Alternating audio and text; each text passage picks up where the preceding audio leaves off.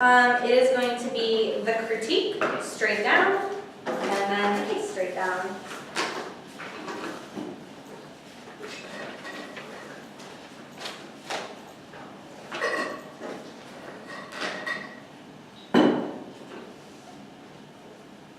Ready? Yep. Dropped answers to why the first instantiation of realism was actually a manifestation of settler colonialism in the United States domestically against native bodies probably means that you can't actually solve for realism until you first begin to address the way that the United States has pushed the settler the native bodies to the periphery since 1492. On the links. I would take this across the second and thirdly, particularly when we tell you that liberal humanism is where we tell you that liberal humanism is like basically they are just a rhetorical shift without actually doing anything. This is just the ultimate instantiation of the state. If you look at the app where we just say that we're formally declaring war on ISIL, if you actually think that actually can begin to change it in the world, then you're just wrong in that question. Go to the third link argument where we tell you the mobilization of the settler institution. We tell you the liberal state stirs a cacophony of moral claims about who is and who is not allowed to be valued. That's the reason why they didn't even talk about a single Syrian person coming out of the PMC. We tell you the prioritization of those that have been pushed to the periphery because settler colonialism is the ultimate way to begin to solve not only the app but also the alt on the impact stage. I would extend across the second and third impact argument where we tell you that the logical exceptionalism that is propped up by settler colonialism is inevitably what leads to things like realism. We tell you that moral supremacy enables the United States intervention abroad. We tell you that this manifested itself first through the domination of the native body. This goes fundamentally unanswered throughout the debate. Furthermore, we tell you that settler colonialism underpins a project of complete global domination by the United States. This also goes fundamentally dropped, which means it is a prior question. Also, we say that the spectral nature of the native body inevitably leads to the logic of extermination. This goes unanswered as well. On the alternative, they're going to try to go for the perm and the PMR, but I want you to extend across all series and just permutation specifically. I want you to extend across that perms whitewashing. We tell you that until the native voice is privileged above all other voices, instead of privileged at the same status as the state that has historically squashed the native voice, who are never going to be able to actually begin to get any sort of solvency. Furthermore, I want you to extend across all of these solvency arguments where we tell you coming out of LOC that we solve the harms of your affirmative impact. We tell you that they're causally linked to the settler state. This goes fundamentally unanswered, which means you can vote there alone as well. On the acts. On this role of the ballot argument, I want you to extend across Sarah's argumentation coming out of Emma, where she tells us that we are the best breakdown of realism because we actually begin to address the root cause of realism.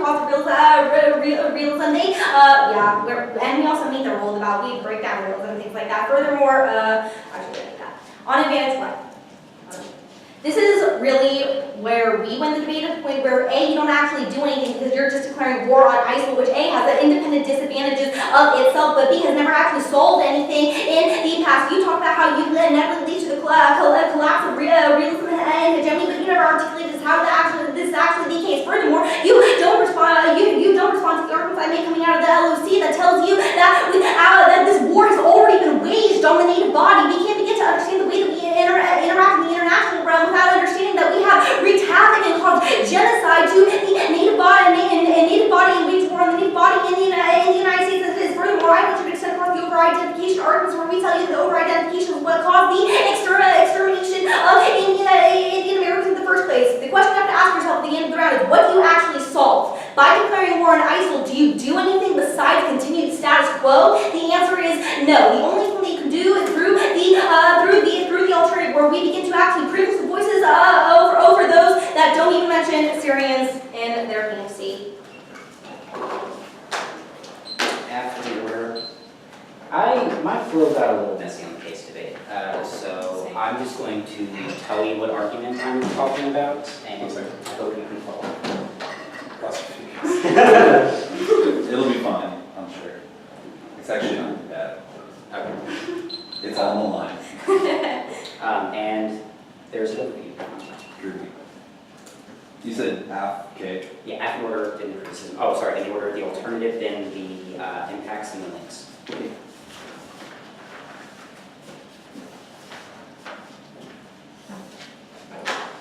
Anyone agree?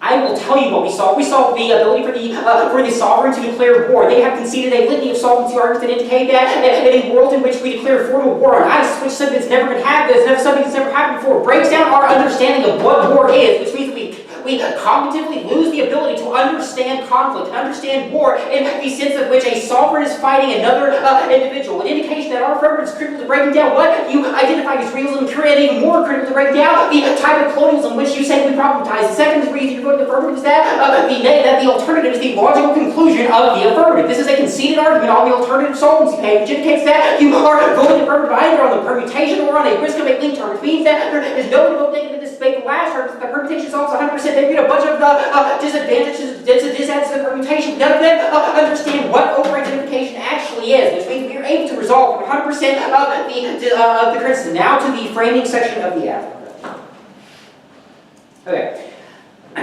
They say that their criticism is an indictment of realism, but our argument is that we control the internal link to realism. Our argument is that the ways in which we understand realism are problematic insofar as we understand that we can wage war. The affirmative, the number one solvency argument from the affirmative is to see subpoint of our app is all about how our affirmative is critical to break down our understanding of war and conflict, which means that our app is critical to break down the type of colonialism that would be possible and what their criticism is indicting. Second, they also say that they are looking at, they say we're looking at realism as a one-size-fits-all, but this is our criticism. An idea that realism is a one-size-fits-all policy means that our breaking down of realism is always going to be a prior question. They say that the negative breaks down realism, but they have conceded that the negative is the logical conclusion of the affirmative, which means that there is still a 100% guarantee that the affirmative is able to solve the criticism. The next argument I'm going to answer is this argument that they say that we don't share. They say that we are just forward and that we are not radically different, but they have not answered the thesis of our number 3 argument on the ACE point, which indicates that the AUMF does not give the President of the United States the ability to formally declare war on a terrorist organization, but instead it just has the ability to use force. This is radically different. We are a symbolic gesture that literally makes it impossible to comprehend war and conflict. In a world where a federal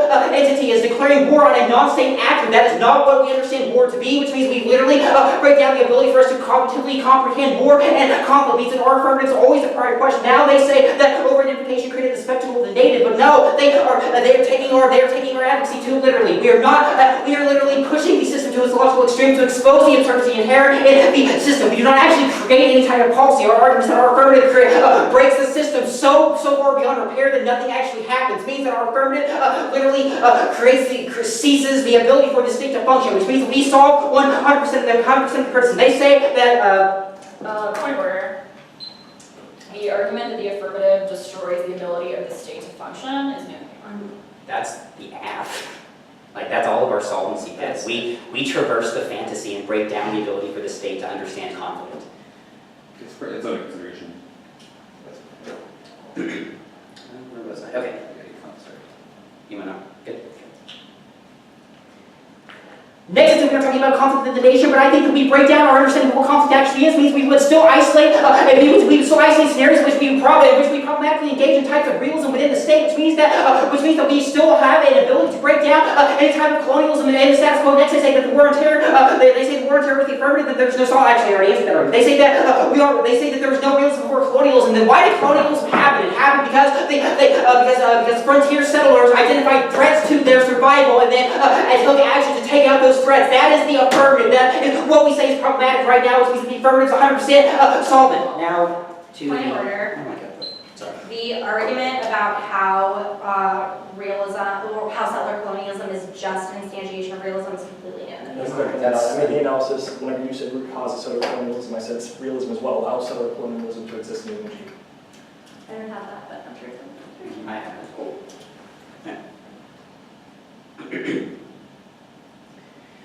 The alternative person, I want the permutation. They say that links are disjust of the permutation, but they have defeated a litany of solvency arguments in the affirmative, which is the reason why we are able to resolve 100% of the links. They also say that no permutation because we, as a method, but I think they concede the argument that the negative is the logical conclusion that the affirmative is the reason why the permutation, the reason why the performances are literally the exact same. They also say that there's no plantation research on starting point, but they are to believe that representations matter, then I think we still get a risk of a permutation. They say that the permutation is whitewashing, that they lose deliberate ability, but our argument is we are breaking down the ability for the state to actually wage war. Means that the permutation slows the risk of solving back. They also say that the permutation is food, but there's no, absolutely not, because the permutation is what brings this type of this brings this type of violence to the forefront means we are 100% guaranteed to solve. They also say exceptionalism, that we cherry pick, that's simply aggressive, but this just isn't true. We bring all of these conflict, all of this violence to the forefront of our understanding of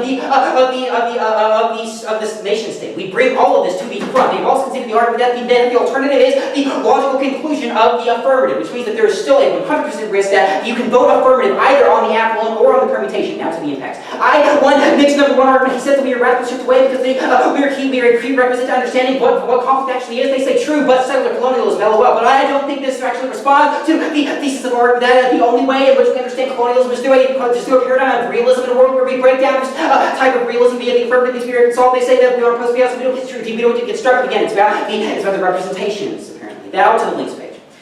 Look, I think it's fairly simple. We indict the ability for the nation state to wage war, David. You nodded your head whenever I was talking about that during the PMC. I think you understand what the act is doing. Cool. Good.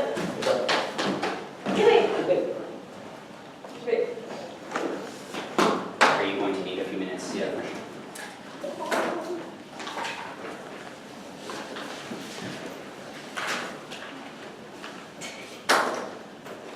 So you guys can do that? Yeah.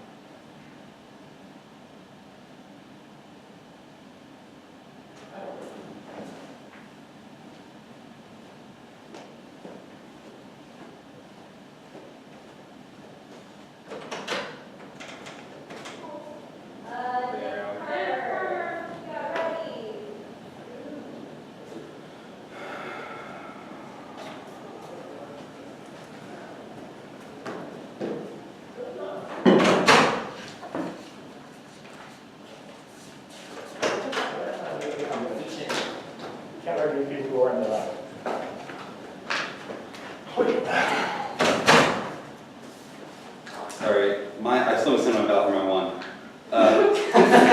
If any of you is a wizard, let me know, because somehow, and I don't know how this happened, I honestly did not do the thing that's happening to my email.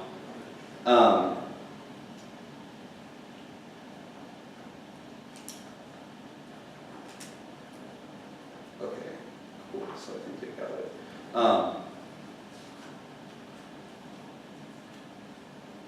Sorry.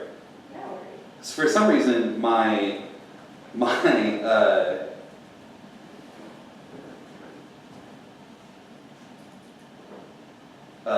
email like changed, and now there's like, and I didn't do this, I swear. There's a picture of a skin-to-cloud fairy at the bottom that says, "Just dropping by to sprinkle some magic," and it's got a William Faulkner quote, and it's like in giant italicized letters. I did not put any of this in, but like it's in every email that I sent. So like when I was trying to get this job, I accidentally sent that email to Jewel HR, like their HR department. So that was not cool. Okay, you're on like a watch list now. I feel like I should be. Like, if I got an email that looked like that, I'd be like, I don't trust this person. Okay. I think it's a really good round. Y'all got really good speaks. I ended up voting negative. Here's the summation as to why. I think that this debate is entirely about sequencing. And I think that like there's in my mind at least, like when I look back on every sheet of paper, there's a net benefit to sequencing the alternative prior to the affirmative, right? The problem I think in the debate is that there is like one line in the PMR that's a description, and not even necessarily a description as to why like solving for realism first is a necessity. It's just like a historical description as to like why realism perhaps came first, right? I think that debate in literally every speech needs to be a thing, right? Like you can't, like, because basically it's just like up until that description in the PMR is just both of you being like, nah, mine is first, right? Like colonialism is first, or like realism is first, right? But I think there's a way larger discussion that needs to happen as to like why that's true or why that's not true, right? Or why that even matters, right? Like y'all could be like, it doesn't matter which came first. Like the bottom line is like realism or colonialism is like the modern day representation of what realism was, right? And you probably could say the same thing, right? Colonialism is, you know what I mean? So I think that those are all important. But the argument that I think I probably voted on at least is that the disad that is on the links page or the links page on the criticism that indicates that like you're not having a discussion about the bodies that are involved in Syria probably means that you're unable, or your method is like not as good as the colonial method, right? Which means that that's in my mind a disad to doing the AF first, right? And that we could probably resolve that issue by doing the alternative first. And that probably would create a problem with like subjectivity. Does that make sense? Yeah. Yes. Okay. And I know that basically this is like a frustration I'll probably have with a bunch of debates this year. Is I feel like that's a shitty thing to do, is to pick one argument and be like, yo, that's like what I think is important in the debate. But like two things that I would suggest. I think that especially in a debate that's about link terms, because obviously like you know that reading after they read the LOC, you're like, well, it's a link term. I think that like in terms of the PMR, getting that sheet of paper last is like not good, you know what I mean? And similarly, I think that getting to the permutation sheet at the last in the MG is probably not like what you'd want to do. You know what I mean? Because like you're either going to go for permutation or you're going to go for a link term, right? And probably go for both of those things. So like I think that putting those things last in the speech is not like what you want to do in the future. Because that in my mind is the only thing that delineates these two things, right? Like that's this argument basically, absent a larger discussion historically speaking, is the only thing that delineates realism or like your anti-realism from their anti-colonialism. Okay. Does that make sense? Okay. Do y'all have any questions? Not immediately. Okay. Yeah, I was gonna say if you have questions, like I think you have me on Facebook, so Yeah. feel free to add me or feel free to message me. Obviously. I'm hungry. You I'm hungry. Yeah, no, I feel you. Yeah, for sure. Thank you very much. Yeah, no problem. Oh, I was going to make a suggestion to y'all. Yeah. You should make the specter argument way larger. Yeah. Yeah. Because like I think that's it. That's like all of the lit I think is like when we talk about like so that's all the prioritization stuff. When we talk about this stuff first, like the specter still exists and is like in a program.